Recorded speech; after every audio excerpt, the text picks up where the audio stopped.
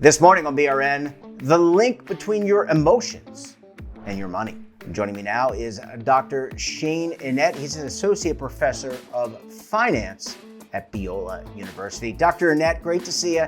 Thanks for joining us in the program this morning. Yeah, thank you for having me. Yeah, and I was just saying in our virtual green room, this topic couldn't come at a better time because I don't know if you were, prescient or what, but there's so much tumult going on in the economy, the markets. I think a lot of people have a lot of concern. Is there a connection between our emotions, what we feel, and money? Yeah, I've been researching in the area of personal finance and institutional finance for a while, and what you see so often in the literature is people will say, you get a lot of money, that creates positive emotions, that creates happiness, and over time, that idea has really been debunked. We're the richest society in the history of civilization, and yet we actually have the highest amount of depression, the highest amount of anxiety. And so there's actually not a strong relationship between wealth and positive emotions going that way, where the causation of wealth creating emotions. And part of the big reason is we get used to it. So we have this thrill when we get more money, but then we adapt. And so we kind of are like, whatever level of wealth we reach, we get used to it, and it no longer provides that kind of boost of emotion. And I really, using a lot of psychological research and theory, started to see that it's actually the opposite.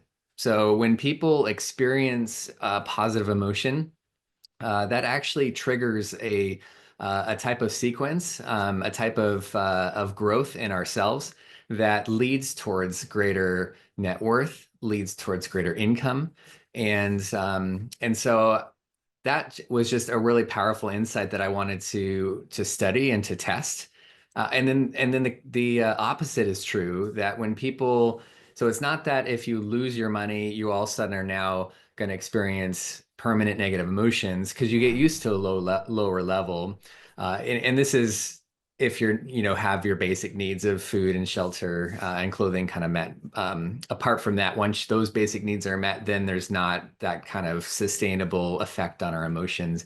But if you are in a cycle of anxiety, of being sad, of kind of experiencing, these negative emotions, that actually will contract your ability to grow, to be able to think about money in the right way. And so that leads, and empirically in my paper, I've shown that that leads towards lower net worth, lower income. And so, yeah, it was really fun to just look at it the other way, from emotion to wealth versus wealth to emotion. Yeah, actually, the way you explain it, it's kind of and the way you wrote about it, it's actually the opposite of what I would naturally think. Are there lessons here, doctor, for financial advisor community, that those that deal with the, the the general population, the retail investor? I mean, I feel like I believe that financial advisors have to play a little bit of psychology with their clients. So how could this information help the FAs out there working directly with the community, their communities? Yeah, yeah, for sure. There's quite a bit they can do. So the theory that I use is called Broaden and Build by Barbara Friedrichsen, and the idea is, as people experience contentment or joy or feelings of, you know, being interested in something, that triggers a broadening of our, receptiveness, of our self-complexity, of our time horizon. We just start to think, we'll actually want to play more. We'll want to kind of grow. And as we grow, that triggers skill building. And so, what I ended up seeing is the connection between emotions, creating higher net worth and income, is all run through time horizon. So as we are feeling like we want to play, feeling like we're growing and becoming more complex people, that's satisfying, and will actually expand our financial time horizon. We'll look farther, and that is the greatest indicator and variable that will increase personal wealth. And it actually decreases consumption. It decreases, how prone you are to debt. And so it's this, and then it's a positive reinforcing loop because as you increase your net worth and income sustainably and you become more complex and you grow as a person, then that creates new positive emotions that then creates the whole cycle again. So as a financial planner or advisor, gratitude journals are huge. So, what I like to tell people is just tracking your expenses daily or weekly. That's a financial gratitude journal. So, that's the moment where you can recognize and be grateful that, there's provision, there is, food, there is shelter, there's all these things. And if, studies, and I've done a study that has shown over and over again, if you engage in gratitude, that's the greatest way to create positive emotions. And so it's like wave after wave of positive emotion will kind of allow you to expand your time horizon because you're going to want to think about the future because you're experiencing these good feelings.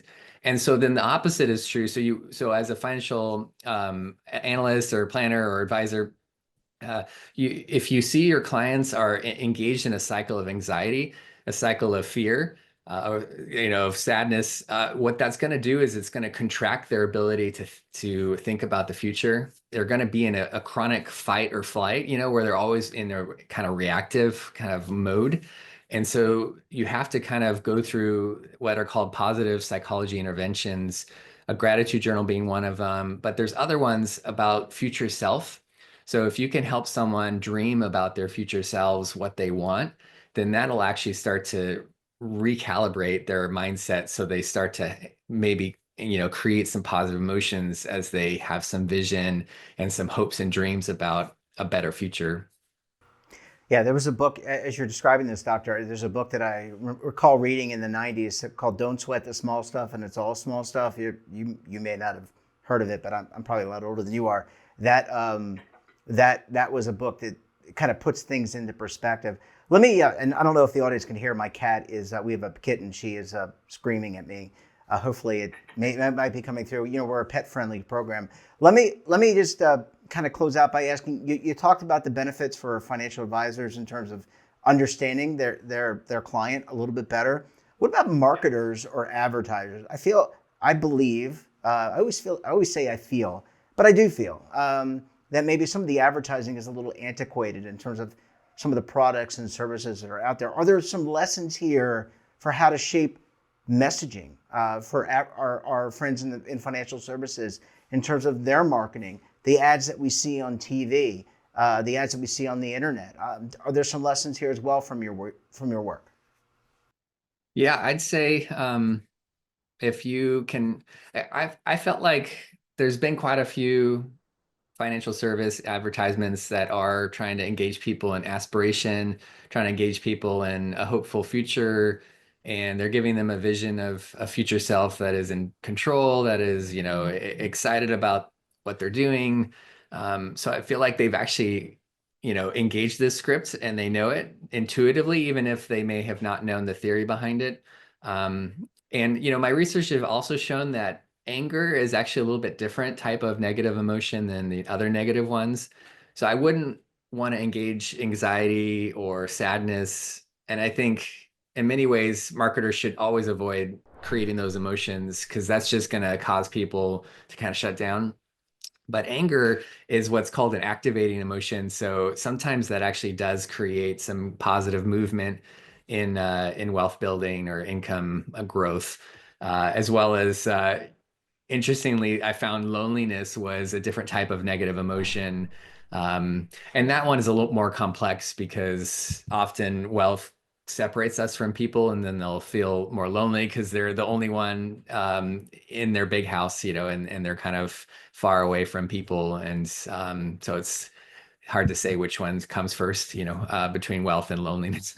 But yeah, and so all that to say, I think marketers are engaged in the script already, and if they should always avoid activating kind of anxiety or fear. But I think if they activated anger, that actually could trigger positive movement for people to engage in wealth building. Yeah, it's so interesting, Doctor. I mean, your research it's so telling. It's just so interesting how we're driven. I mean, we're emotional creatures. How everything we do is kind of keyed off our emotions. And oftentimes emotional intelligence is so important to making the best decision possible. Knowing yourself, knowing how you make decisions, and how they impact your decisions is really important. Dr. Enete, we're going to have to leave it there. Great research. Thank you so much for joining us, and we look forward to having you back on the program again very soon, sir. Yeah, thank you so much. And don't forget to subscribe to our daily newsletter, The Morning Pulse, for all the news in one place. Details, of course, at our website, and your subscription helps support all this great BRN content. And we're back again tomorrow for another edition of BRN. Until then, I'm Jeff Snyder. Stay safe, keep on saving, and don't forget, roll with the changes.